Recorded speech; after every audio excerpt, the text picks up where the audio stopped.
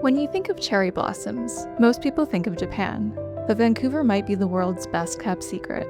Today, we're exploring some of the best seasonal experiences the city has to offer. We'll indulge in Sakura Afternoon Tea at the Fairmont, have lunch in a secret garden floral dome at the Westin, and explore some of the thousands of cherry blossom trees all across the city, by day and by night. This is spring in Vancouver.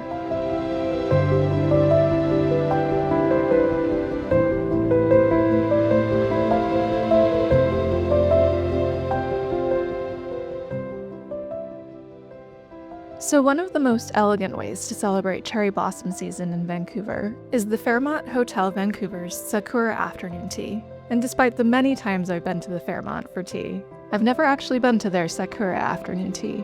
So this felt like the best place to start. I'm always impressed by the Fairmont's commitment to theme. The downstairs tea room at Nache transforms into a soft, dreamy space for the season, creating an atmosphere that sets the tone for a whimsical afternoon. The tea menu leans beautifully into spring, with a mix of floral teas like cherry rose, spring berry, and lavender Earl Grey. I actually branched out from my usual Earl Grey for once and tried their Sencha Kyoto Cherry Rose tea, which was light and floral and on theme. Their signature cocktail list is short but well crafted. We tried 2 of their cocktails. The first blush was Sakura Gin, plum wine, and lychee, and the Purple Jam, a mix of vodka, blackberry, and lavender. I enjoyed both. They were both on the sweet side, and if I had to pick between them, I'd go with the first blush. Afternoon tea is $75 per person, which is on the higher side for Vancouver, but they do have the best scones in town, and the best ambiance. They have a good mix of sweet and savory treats. On the sweet side, I enjoyed the cherry panna cotta tart and pistachio raspberry delice. Their savories lean more towards puff pastry and tarts, which are all good, but I wouldn't mind a classic finger sandwich. Sakura Afternoon Tea is served Thursday through Sunday and runs through May 18th. One piece of advice, book ahead. This sells out fast, especially on weekends, but if you can't find a booking, they do offer afternoon tea to go, so maybe go find some cherry blossoms and have a picnic. Next up is Blossoms After Dark, part of Vancouver's official Cherry Blossom Festival. Every spring, David Lam Park transforms after sunset into an illuminated wonderland. The event runs over 2 nights during peak blossom season at the end of March. Timing it right is key because the trees only bloom for a few weeks. The park is located in Yaletown, along the False Creek seawall, and is just a few blocks from the Yaletown Roundhouse SkyTrain station, so it's easily accessible by public transit. Now, I'll be honest, I live just a few blocks away, and I had no idea this festival existed. But if you stumble on one Instagram post, the algorithm will definitely let you know, and the organizers do a great job of communicating bloom updates. So keep an eye on their social channels and the weeks leading up to it. The festival is a mix of illuminated poetry, local vendors, food trucks, and, well, let's call it what it is. It's a mini rave and an Instagram magnet. And the best part, it's completely free. There are 2 stages, the Cherry Jam and the Cherry Lounge, offering a mix of musical styles. You can wander at your own pace and make a full evening of it. I do feel like there's a lot of open, underutilized space in the center of the park, so I feel like there's a lot more opportunity for the event to grow in the years to come. But it's a fun and unique event in downtown Vancouver, and by some miracle this year, it didn't rain. But we're here for the cherry blossoms, so let's have a look around.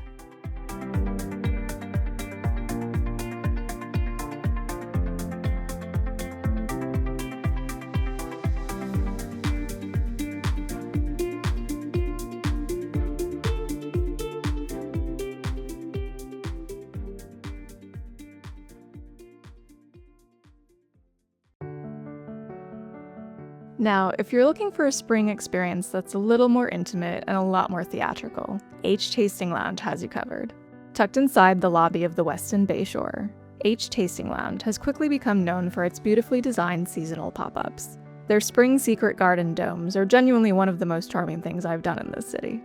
The concept is simple but well executed, private greenhouse-style dome enclosures on their outdoor patio, each one dressed with trailing greenery and fresh florals.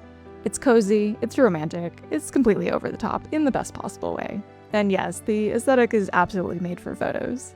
but even if you couldn't take a single picture, you'd still want to be here. The atmosphere alone is worth it. The domes do require advanced reservations, and they book up quickly. Seatings run all week long for lunch and dinner, with a minimum spend per dome ranging from about $150 to $250. Each dome has an independent heater, air conditioner, and sound system, with a mix of Spotify playlists you can control from an iPad. We started with Akatar Ambience, which was a bit too epic for lunch. I think we settled on Zara House in the end. H Tasting Lounge is known for their fun and inventive themed cocktail menus. This one was based on the golden age of air travel and featured a collection of drinks from classics to exotic destinations. I started with an aviation, which was very pretty and very spirit-forward. My friend's Little Green Island was much sweeter and more up my alley. We also tried the Drift King, which was entertaining. H Tasting Lounge wins on presentation for sure.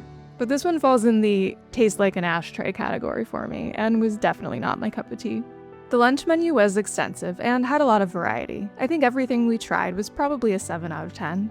They do offer afternoon tea in the indoor lounge, but for some reason not in the Secret Garden domes, which is a huge missed opportunity in my opinion.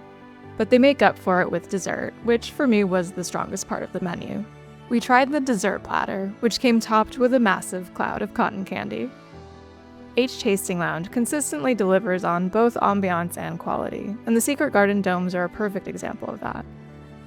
If you want to treat yourself, or someone else, to something genuinely memorable this spring, this one's definitely worth your time.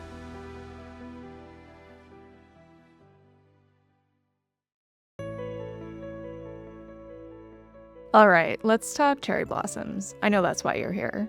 And honestly, Vancouver in bloom is one of the most spectacular things you'll see, and knowing where to go makes all the difference. Vancouver has more than 40,000 cherry blossom trees. But for all you cherry blossom hunters out there, it's worth doing a little research. They don't all bloom at the same time, so if you're in town for just a few days, you'll need to time it right. Fortunately, the Vancouver Cherry Blossom Festival has you covered, with Blooming Now updates, a blossom map, and cultivar and blooming windows to help guide your way. Now there are, as I said, thousands of trees to look at in town. Let's have a look at a few places near the downtown area that I was able to film this season.